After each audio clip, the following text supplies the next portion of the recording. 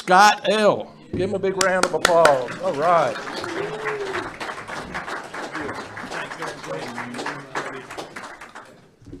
Thank you, Darren. Thank you, folks. My name's Scott. I'm alcoholic and so honored to be here and actually moved to tears. I've been crying this morning, which is good. Good. Maybe you'll get what's in here. There's some pretty good stuff in here, but the really good stuff's in here. And right now we're in touch with that. I am not an expert. I'm not here as an expert.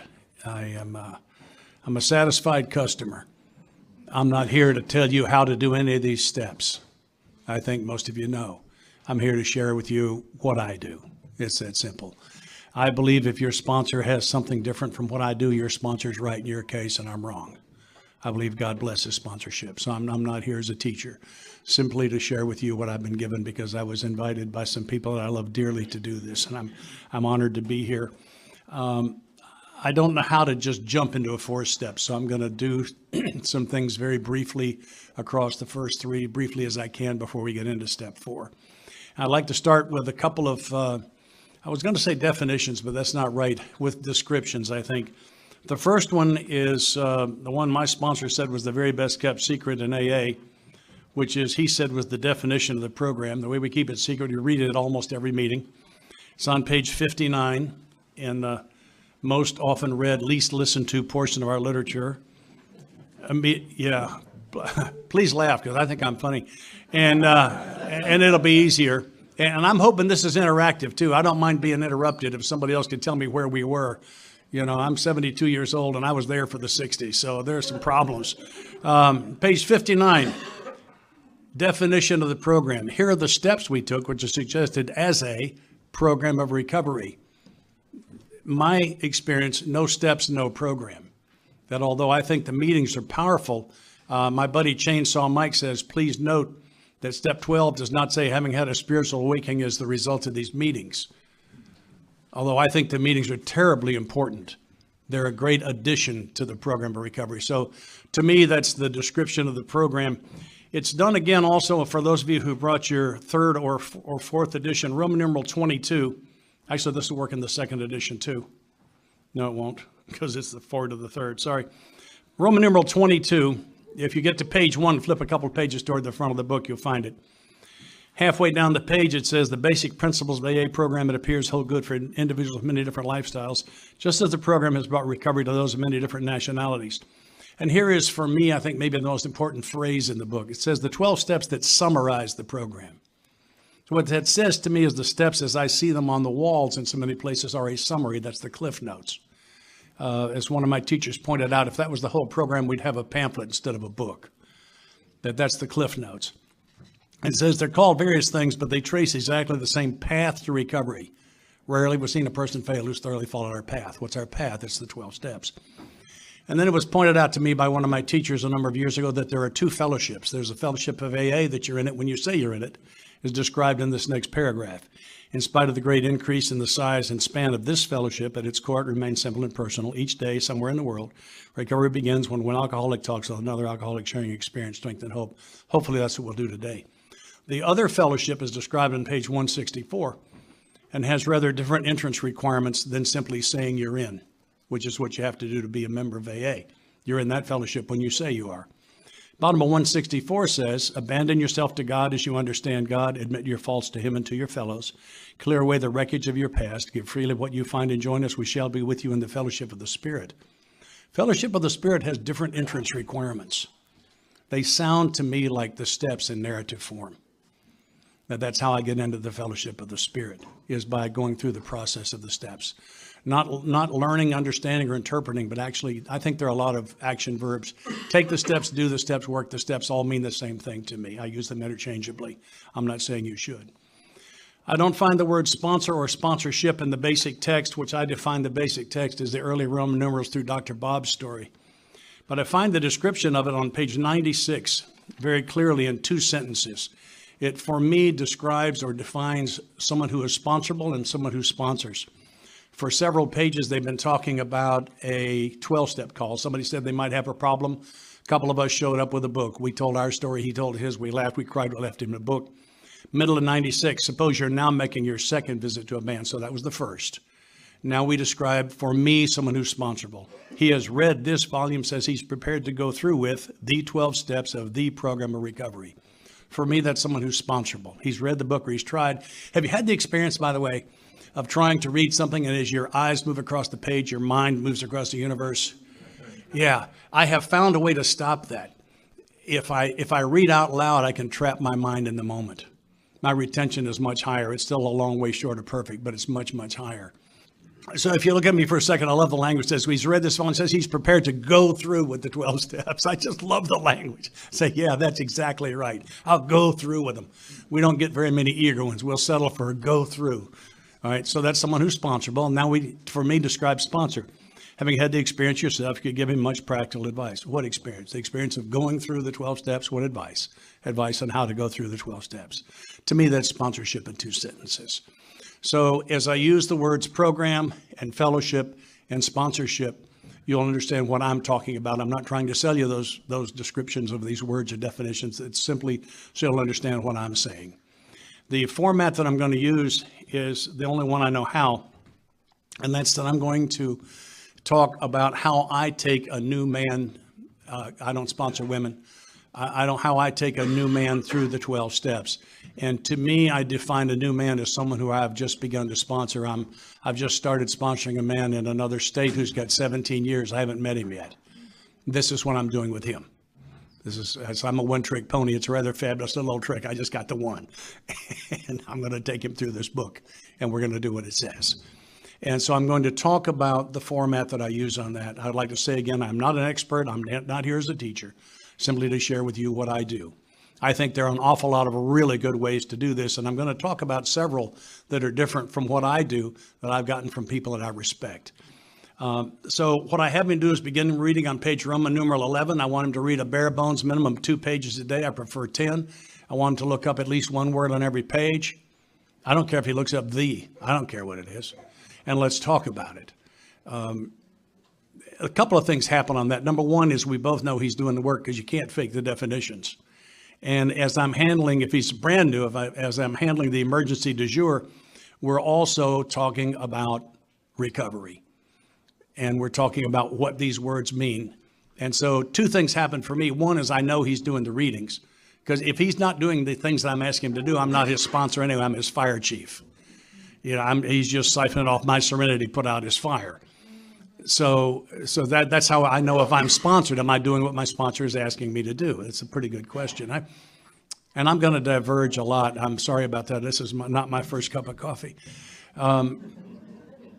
I have for many, many years believed that my bottom happened in a treatment center. Some of you have heard my story where my soul screamed for forgiveness and got it. And just a couple of months ago, I realized I don't think that was my bottom. That was where I began to reach out for help. Bottom was when I was willing to do whatever my sponsor said, whether I liked it or not, where I thought it would work for me or not, and whether I wanted to or not. Bottom and willingness are exactly the same thing. Willingness is the earmark of bottom. And willingness is when I do what I'm asked, whether I like it, whether I think it'll work, whether anything, where I just go ahead and do it anyway. And my bottom actually came several months after that when, some of the old timers remember a guy named Jerry was my sponsor that took me through this work. And about 70% of what you're going to hear from me today came through Jerry. My bottom is when I'm willing to do it somebody else's way. I picked up a chip in Key West a couple of years ago where I don't know anybody. And they said, how did you do it? And I told them the truth. I said, somebody else's way. Mine didn't work. That's how I got here. My way didn't work. All right, so he's reading his pages. We're talking on the phone. When he gets to page 60, I ask him the ABCs as questions. A, that we were alcoholic. We don't have a definition, or at least I don't find one, of alcoholic, but we have a great description on page 44. If when you honestly want to, you find you cannot quit entirely, or not and. If when drinking you have little control of the amount you take, you're probably alcoholic. So I want him to tell me now, convince me that you're an alcoholic. Tell me about it. Tell me about your experiences of quitting forever, like in the backseat of a police car, I understand is a great place to quit forever. In front of a judge, I'm told, is another excellent place. There are a number of places that are really famous for quitting forever. I want to hear all about it. And tell me about the times that you quit forever and couldn't stay quit, Or tell me about the times did you ever get drunk by accident? Who got drunk by accident on a night they were sure they weren't going to because tomorrow, because I promised, accidental drunks. These are my people. Yeah, okay. Only going to have one or two. I should be home by 6:30 or 7. Yeah, come on, you know this story. Yeah, so I want him to tell me all about it. And there are two things happening here. One is that he's setting his own cornerstone. And the second is he's giving me the information I'm going to need later when he tries to slow down. I asked Don one time, what's a sponsorship? I asked him on 2 different occasions, what's a sponsor's primary responsibility? I got 2 different answers. One was to maintain the integrity of the message. And the other was to make sure that my sponsee does not settle for relief. I must get him all the way to recovery. He's going to try to quit at relief. By the time I get him to step 9, he's been promoted at work. There are no dents on the car that he doesn't know where they came from. His paycheck comes home. The whole thing. His key fits in the door. When he walks in, they don't scatter. The phone rings. That's a miracle by itself. He answers. That's another one.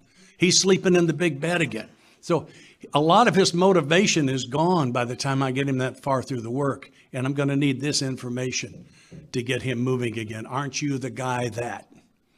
It's good information.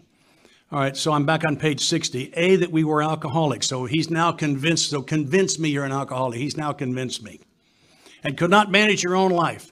Tell me what happens when you manage your life. I noticed you managed your way into Alcoholics Anonymous. What up, man? The judge said what? The parole officer said what? Former wife and her lawyer said what? Fired from where? Tell me about your management skills. I'd like to hear about that. All right. And then B, that probably no human power could have relieved alcoholism. Who tried? Cops, courts, judges, wife. I forgot where I was. Wives, psychologists, psychiatrists, parents, siblings, you. Who tried? Who tried to relieve your alcoholism? All of them unsuccessful. And I will tell you now as your sponsor, I will not be able to relieve your alcoholism. It's not my assignment. I can't do it. Does B make sense to you? Is it true in your case that probably no human power could have relieved your alcoholism? And he says yes. Before I go to C, I think there's something that's really important, and I'm gonna dig into it here. Page 12 in the text, and many of you know this story. Ebby Thatcher is sober 60 days in the Oxford groups. And as part of his program in the Oxford groups, he's gone to New York City to Bill Wilson, his drunken friend, to try to carry a spiritual message.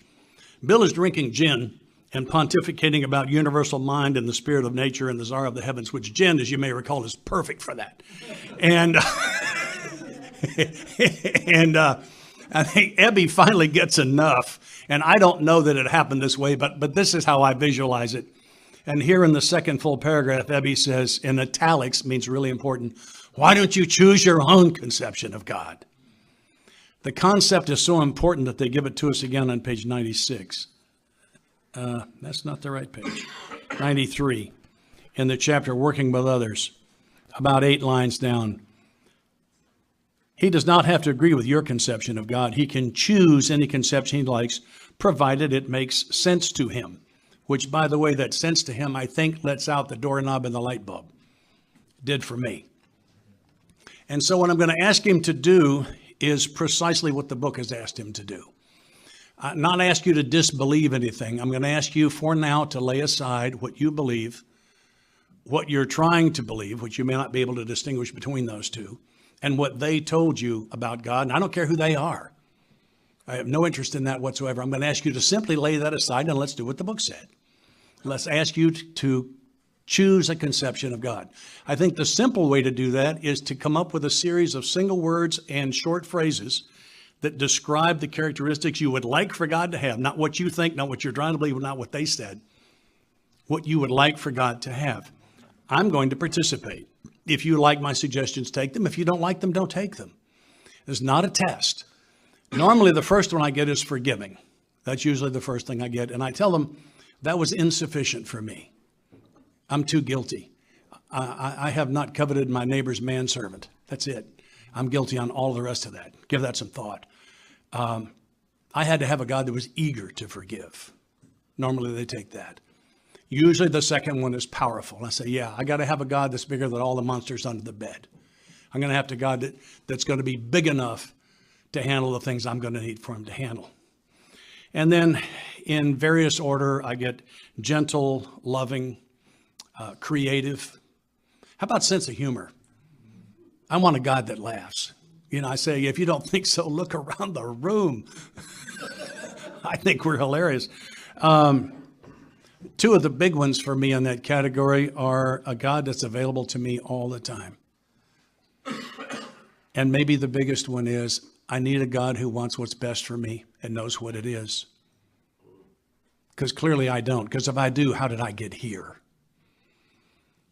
One of my friends said in the original back room about 30 years ago, he said, God forgives me for everything I ever did. And he loved me while I was doing it. My God got bigger that day. I need a God that's going to get bigger. And if you're new and if you looked ahead at some of the steps and you've said you can't do these, I agree with you, you can't. And you haven't been called on to do them. Please don't.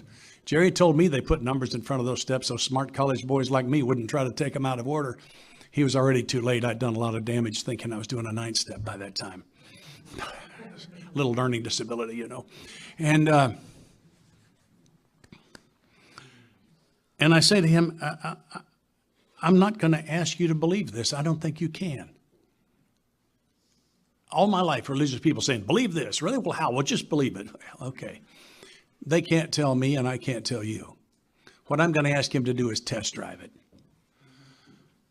How do you think you conduct your life if you believe this? Will conduct your life in that manner for a while. We'll just see what happens. It's the scientists call it a working hypothesis. The term means we have reason to believe something may be true. We're now going to apply it in all cases and simply find out what happens. The reason we have to believe that may be true is that's my God concept. And he would not have asked me to sponsor him if he didn't think mine was working. And that's how I present it to him. So I'm not going to ask you to believe it. As my buddy Joe says, his sponsor said to him, you don't have to believe in God. You have to conduct your life like someone that does. So let's do that for a little while and just see what happens. So now we have another definition or description when I use the term God or higher power, which for me they're quite they're not exactly interchangeable. Roman numeral 16. I was going to come to this later, but I'm going to do it now. Bill Wilson this is in the forward of the 2nd edition. Bill's leaving the Oxford groups, taking some of what they brought to him. About 10 lines down, he says, though he could not accept all the tenets of the Oxford groups, he was convinced of the need for moral inventory, confession of personality defects, restitution to those harmed, helpfulness to others. And then here's the concept I wanted to touch on. This is so powerful for me. The necessity. I've always wondered if that was important. The necessity of belief in and dependence upon God. And that he separates belief in God from dependence upon God. They're not the same. Like most of us, I think, I got here pretty much believing there was a God and not having a higher power. It is for me, as I begin to have a dependence upon that God, that I begin to have a higher power. And to me, that's the difference. The necessity of belief in and dependence. And this is for me, at least in part, about a growing dependence. What Roman numeral that was Roman numeral 16. In the forward of the 2nd edition. And thank you, please. And I get going too fast and holler at me. And if somebody has a question or a disagreement, it'd be great. Love to hear from you. Okay, so I'm back on page 60. I'm going to set the scene again. So I'm sitting with this guy I've been sponsoring for roughly a week. And we now have descriptions or definitions of alcoholism, God, program of recovery, and a couple of fellowships. So we know what these words are that we're using. And so I go to see that God could and would if he were sought. Before I go to that, I'm going to go to page 57 at the top. I'm sorry. Top of page 57, save for a few brief moments of temptation, the thought of drink has never returned. And at such times a great revulsion has risen up in him. Seemingly could not drink in if he would. God had restored his sanity. This is one of two places that I can point out in the book that promise me sanity. I cannot find a place that promises me manageability. I've actually read the book more than once. I can't find it. I'm looking hard for the place that says, congratulations, having now achieved this lofty spiritual level. Your life is now manageable. The tank's full, the keys are in it, load up, go get them, they're all yours. Somebody shout out the page number. Yeah, me either. Well, let's keep looking. So I believe the unmanageability remains. My life's no longer insane. But I don't get to manage. I've fired me as general manager of my own life based on my performance. A good manager would have fired me several decades earlier. And this morning, one of the very first things I did when I woke up was I invited God in to run my life. Not help me, but take me. Those are very different prayers. Help me and take me. Help me, I'm still in management. Take me, I'm not. We're going to come to that. What is this but a miracle of healing? Its elements are simple. Circumstances made him willing to believe, which in a case like mine means he worked himself into a crack he could not lay his way out of. He humbly offered himself to his maker. He didn't say, help me, he said, take me. Then he knew. Even so, as God restored us all to our right minds. To this man, the revelation was sudden. Some of us grow into it more slowly. He has come, maybe the most powerful promise in the text, but he has come to all who have honestly sought him. I like the analogy that God is kind of like the mother of a 3-year-old playing hide and seek with her child. Where does she hide? She hides where the child can find her. This is my parent, heavenly parent. Where does he hide? That's exactly right. All I have to do is seek. When we drew near to him, he disclosed himself to us. So on page 60, that God could and would if he were sought. Well, could, we've got him down as being powerful, so I say he could do anything, and would. Well, let's see. I've got him down as loving, eager to forgive me, sense of humor, availed to me, and wants what's best for me. And I left one out on there too. He loves my soul. So I'd say he would. And he were sought, not found. It was pointed out to me, God is not lost, does not require to be found. But sought simply indicates action on my part. And it indicates an enthusiastic action. It doesn't mean I'm kind of hanging around noticing if it happens. It means I applied some energy to this. That's what sought means. And when we read this portion of the text, I wish we could pick up one more sentence, or actually half of one. Being convinced we were at step 3. Convinced of what? A, B, and C. Are you convinced of A, B, and C? Congratulations. I think you've done the first 2 steps. And this is as hard as it gets.